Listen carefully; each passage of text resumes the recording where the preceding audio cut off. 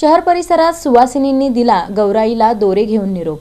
देखावे, आरास आणि हळदी कुंकवाचे कार्यक्रम करत सोलापूरच्या सुवासिनींनी गौराईला निरोप दिला आहे। शहरातील घराघरात 2 दिवस गौरीसमोर सुंदर देखाव्यांचा आरास करून गौरी पूजन करताना पाहायला मिळाले। यावेळी गौरीला 16 भाज्यांचा नैवेद्य, भाजी भाकरीचा नैवेद्य देण्यात आला। फराळाचे पदार्थ मांडण्यात आले होते, तर विविध कुटुंबांमध्ये सामाजिक संदेश देत आरास नटवण्यात आला होता। सुवासिनींची लगबग सुरू होती।